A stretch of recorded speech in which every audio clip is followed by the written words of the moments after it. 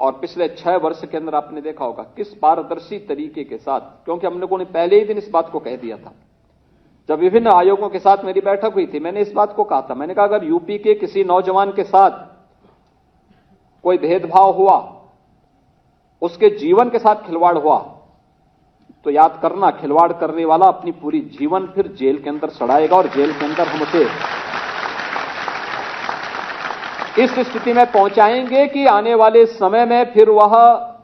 उसके खानदान का कोई व्यक्ति सेवा में, शासकीय सेवा में या किसी इस प्रकार के आयोग में आने का फिर साहस नहीं कर पाएगा। और जो मुन्ना भाई जाते थे पहले सॉल्वर के रूप में, इनका भी अब आपने देखा होगा पहले ही उन सबको उठा लिया जाता है। बहुत सारे लोगों को परेशानी होती है उसमें भी, लेकिन अब जैसे युवाओं को उस समय आंदोलन करना पड़ता था 17 के पहले, धरना प्रदर्शन, दुर्भाग्य से कुछ युवाओं को आत्महत्या तक करनी पड़ी थी, क्योंकि चयन की प्रक्रिया पारदर्शी नहीं थी, ईमानदारी पूर्वक नहीं थी, भाई भतीजेवाद का बोलबाला था, पैसे का लेन देन होता था।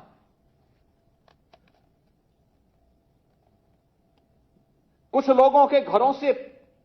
सूची बन करके जाती थी,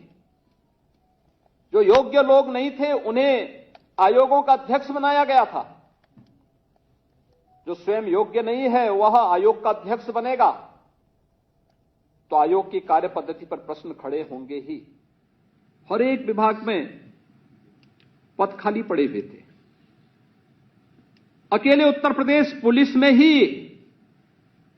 1,64,000 पुलिस कार्मिकों की भर्ती की प्रक्रिया को हमने 6 वर्ष के अंदर पूरा किया है। 1,64,000 अनुमान कर सकते हैं कि पुलिस के कर्मी नहीं थे। जब पुलिस कर्मी नहीं होंगे तो सुरक्षा की स्थिति तो खराब रहनी थी।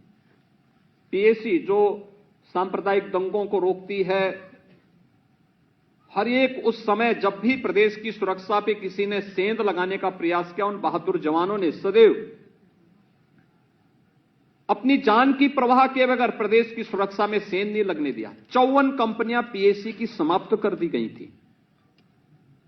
भर्ती नहीं हो रही थी, क्योंकि भर्ती की प्रक्रिया चाहे वह शिक्षा का हो, चाहे वह सुरक्षा से जुड़ी हुई हमारी पुलिस महकमे का हो या विभिन्न विभागों का हो, ये भर्ती इसलिए नहीं पूरी हो पाती थी क्योंकि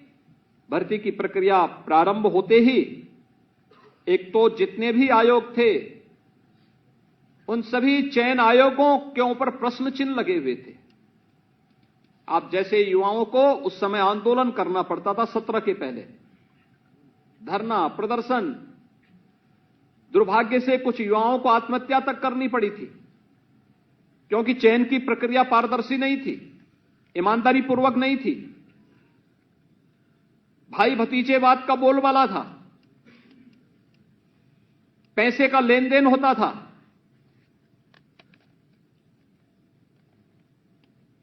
कुछ लोगों के घरों से सूची बन करके जाती थी, जो योग्य लोग नहीं थे उन्हें आयोगों का अध्यक्ष बनाया गया था। जो स्वयं योग्य नहीं है वह आयोग का अध्यक्ष बनेगा तो आयोग की कार्य पद्धति पर प्रश्न खड़े होंगे ही। और पिछले 6 वर्ष के अंदर आपने देखा होगा किस पारदर्शी तरीके के साथ, क्योंकि हम लोगों ने पहले ही दिन इस बात को कह दिया था जब विभिन्न आयोगों के साथ मेरी बैठक हुई थी, मैंने इस बात को कहा था। मैंने कहा अगर यूपी के किसी नौजवान के साथ कोई भेदभाव हुआ, उसके जीवन के साथ खिलवाड़ हुआ, तो याद करना खिलवाड़ करने वाला अपनी पूरी जीवन फिर जेल के अंदर सड़ाएगा और जेल के अंदर हम उसे इस स्थिति में पहुंचाएंगे कि आने वाले समय में फिर वह उसके खानदान का कोई व्यक्ति सेवा में, शासकीय सेवा में या किसी इस प्रकार के आयोग में आने का फिर साहस नहीं कर पाएगा। और उस समय जब कार्रवाई प्रारंभ हुई, आज आप देखते होंगे उत्तर प्रदेश देश का एकमात्र ऐसा राज्य है जिसने अपने यहां चयन की प्रक्रिया में पारदर्शिता के साथ साथ जब कहीं कोई टेस्ट भी होता है तो जो मुन्ना भाई जाते थे पहले सॉल्वर के रूप में, इनका भी अब आपने देखा होगा पहले ही उन सबको उठा लिया जाता है। बहुत सारे लोगों को परेशानी होती है उसमें भी, लेकिन इस प्रक्रिया के लिए आवश्यक था कि उत्तर प्रदेश के नौजवानों को हम एक स्वच्छ और पारदर्शी तरीके के साथ, स्वच्छतापूर्ण तरीके के साथ उसकी योग्यता के अनुसार शासन की विभिन्न सेवाओं में स्थान दे सके। जो उत्तर प्रदेश का नौजवान पहले अपनी पहचान के संकट से गुजर रहा था, उसकी इच्छा होती थी